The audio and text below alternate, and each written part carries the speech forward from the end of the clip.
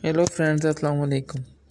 The real goat farming के एक और वीडियो के साथ मैं आपकी खिदमत में हाजिर हूँ।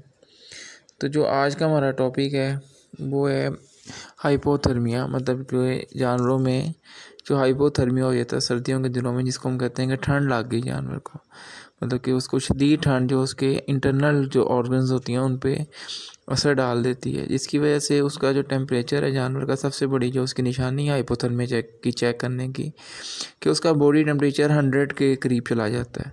मतलब 100, 250 या 3 उसका नॉर्मल होता है सर्दियों में, तो वहाँ से वो 100 की तरफ चला जाता है। और अगर वो 90 की तरफ के पास चला जाए तो वो बिल्कुल सीरियस कंडीशन में जानवर आपका चला जाता है। तो 100 या 110 के जब करीब अपना 101 के करीब हो, तो ये आप समझें कि जानवर आपका हाइपोथर्मिया की तरफ जा रहा है। तो उस सिलसिले में आपने जानवर को किस तरह बचाना है, क्योंकि अक्सर ये जो मसले होते हैं ये रात लेट होते हैं, जब ठंड बढ़ रही होती है, या सुबह सुबह जब बिल्कुल मतलब कि ठंड के टाइम होते हैं, जो सूरज निकलने से पहले, तो तब इस तरह के मसले जो पैदा होते हैं जानवरों को। जो बीमार जानवर होते हैं उनका हम परवाह नहीं कर रहे होते, हमें अंदाज़ा नहीं हो रहा होता। तो ऐसी जब शदीद सर्दी का टाइम आ जाता है तो अचानक वो हाइपोथर्मिया में जाना शुरू होते हैं। तो उस वक्त अक्सर जो डॉक्टर हैं वो भी आपको अवेलेबल नहीं होते, क्योंकि ये टाइम ऐसा होता है कि कोई भी डॉक्टर उस टाइम नहीं आता।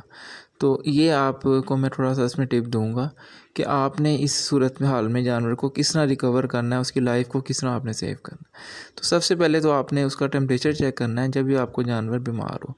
तो टेम्परेचर में आपने सिर्फ ये नहीं देखना है कि टेम्परेचर उसका हाई है, आपने उसका टेम्परेचर लो भी देखना है कि 101 से नीचे उसका टेम्परेचर अगर जा रहा है तो समझें कि वो भी जानवर आपका बीमार है। मतलब उसका हाइपोथर्मिया में जा रहा खून उसका ठंडा होना शुरू हो गया, इसका जिस्म ठंडा होना शुरू हो गया, जो उसको एनर्जी ज़िंदगी के लिए हरारत चाहिए वो कम हो रही है। तो इसका मतलब उसकी लाइफ को आप समझें कि डेंजर में है।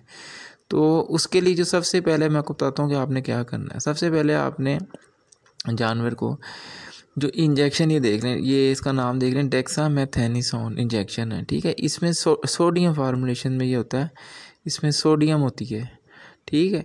सबसे सोडियम फास्फेट इस पे, ये अभी मैं करता हूँ इसका, ये देखें सोडियम फास्फेट इसमें है, और इस कॉम्बिनेशन है। ये आपने 5 ml इंटरमस्कुलर उसको लगाना है फौरी तौर पे। और कोई मेडिसिन आपने उसको पैनाडोल वगैरह या कोई एमिकॉम वगैरह कोई भी जो इसी भी किस्म का जो इंजेक्शन है ना, आपने उसको नहीं लगाना।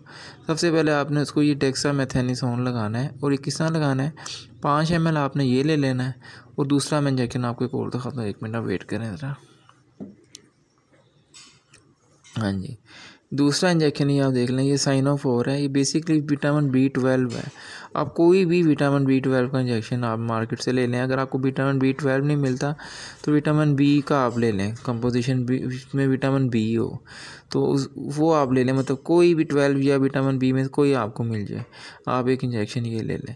और 10 ml जो है आपने ये उसके साथ मिक्स करके सिरिंज में 5 ml वो और 10 ml ये, जो बड़ा एक जानवर 50 kg वेट का या 40 kg वेट का जो जानवर है मैं उसकी बात कर रहा हूँ, मतलब 30 kg से लेकर 50 kg के वेट की मैं आपसे बात कर रहा हूँ, तो आप ये ले लें। तो दोनों को आप सिरिंज में मिक्स करके ये बन जाएगा 15 ml। तो आप ये हाफ दो साइड पे भी लगा सकते हैं। और अगर आपका सेहतमंद जानवर है, मतलब उस पर गोश्त की ज़्यादती या पट्टे उसके मजबूत हैं, तो उसमें पूरा भी लगा सकते हैं। लगाना ज़रा स्लो है, आपने कोई भी इंजेक्शन आपने तेज़ नहीं लगाना और वेन में नहीं लगाना। तसल्ली करके आप पट्टे देखें जो गर्दन के जो होते हैं वहाँ पे आप लगाएं। जो ऊपर गर्दन के ऊपर वाली साइड पे जो पट्टे होते हैं वहाँ पे अमूमन कोई वेन नहीं होती, मैं वो भी प्रैक्टिकल कभी आपको बताऊँगा। तो ये आप इंजेक्शन 10 ml और डेक्सा जो है वो आपने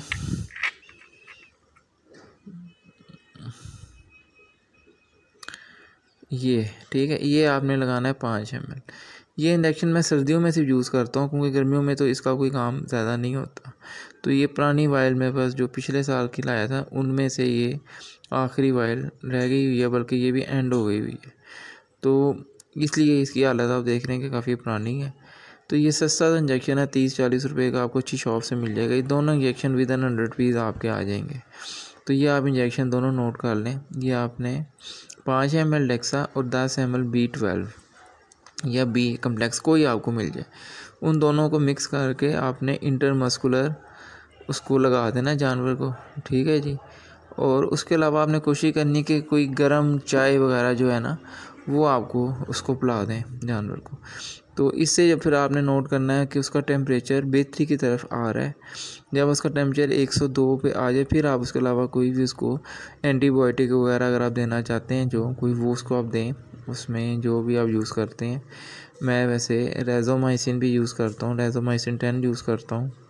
उसके अलावा कोई भी ऑक्सीटेट्रा जो है मैं यूज़ कर लेता हूँ सर्दियों में, तो वो एक इलाज है। लेकिन ये मैंने आपको बताइए कि लाइफ सेविंग थेरेपी है कि जब आपको जानवर सर्दी की वजह से बिल्कुल फ्रीज़ हो रहा हो, उसका ब्लड जो टेम्परेचर है और बिल्कुल ठंडक, बिल्कुल वो 100 से नीचे गिरना शुरू हो जाए और आपके पास कोई डॉक्टर उस टाइम ना अरेंज हो रहा हो, तो इससे उसकी उम्मीद है कि इंशाल्लाह ताला उसकी जो लाइफ है वो सेविंग में चली जाएगी।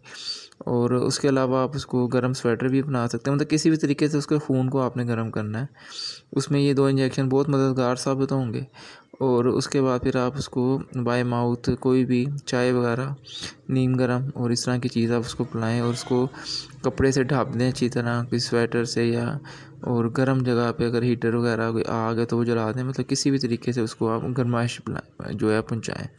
तो ये छोटी सी एक वीडियो थी जो मैंने बनाई है आपके लिए, और ये इसमें ये एक लाइफ सेविंग थेरेपी थी तो मैंने आपको बता दी। इंजेक्शन आप ये नोट कर लें, सस्ते से इंजेक्शन है, ये आप अभी ला के रख छोड़ें, अल्लाह ना करे कभी आपको ज़रूरत पड़े तो आप इनसे फिर हेल्प ले सकते हैं। तो ठीक है जी, फिर मिलते हैं नेक्स्ट वीडियो में। ओके जी, अल्लाह हाफिज़ जी। उसके अलावा ये जो इंजेक्शन है ये मैदे की ख़राबियों में, कि जानवर अगर खुराक हज़म नहीं कर रहा आपका और उसको आपको महसूस हो रहा है कि उसकी भूख कम है, तो इसमें आप ये 5 दिन तक ये इंजेक्शन उसको इस्तेमाल कर सकते हैं, ये दोनों इंजेक्शन मिक्स करके, चाहे गर्मियाँ हो चाहे सर्दियाँ हो। तो इससे उनकी भूख में भी इजाफा हो जाता है। लेकिन 5 दिन से ज़्यादा आपने ये जो डेक्स है ना ये तो बिल्कुल इस्तेमाल नहीं करना, ये किडनी पे इफेक्ट कर जाता है। जो साइनोफोर है ये भी आपने 5 दिन से ज़्यादा कोई भी आपने थेरेपी नहीं उसको देनी, क्योंकि ये फिर उसके जो इंटरनल ऑर्गन्स हैं किडनी स्पेशली उस पर ये इफ़ेक्ट करते हैं।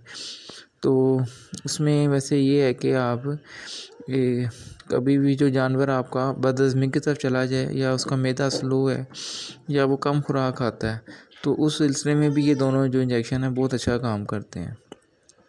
ख़ास तौर पे अगर आप खाली ये बी कम्प्लेक्स रेगुलर, मतलब कि एक नॉर्मल जानवर को आप महीने में 2-3 दफ़ा लगा दें तो ये उसके लिए काफ़ी इसको फ़ायदा है। इसके अलावा जो जानवर इंतहाई कमज़ोर और लागर हो जाते हैं बहुत ज़्यादा किसी बीमारी के बाद, और उनकी भूख ख़त्म हो जाती है, लेकिन वैसे उनके सारा निज़ाम ठीक होता है अंदर से, जिगर वगैरह, लेकिन उनकी भूख वगैरह ख़त्म हो जाती है, तो उसमें ये जो इंजेक्शन है ये साइनोफोर जो है ये बहुत ज़्यादा इसमें मैंने देखा है कि ये अच्छा काम करता है।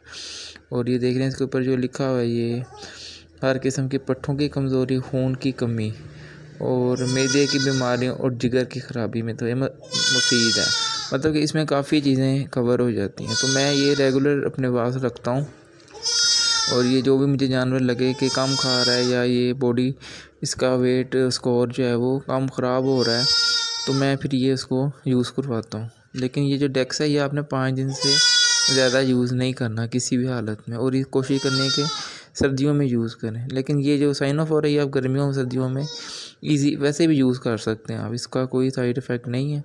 लेकिन ये है कि आप 5 दिन के बाद फिर बीच में ब्रेक दे दें, कम से कम 15 दिन की, और फिर 15 दिन के बाद दोबारा इसको यूज़ करें।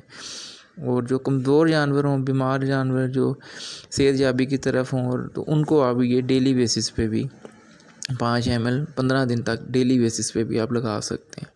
तो ये थोड़ी सी और बात थी मैंने ऐड कर दी इसमें। ओके जी, अल्लाह हाफिज़।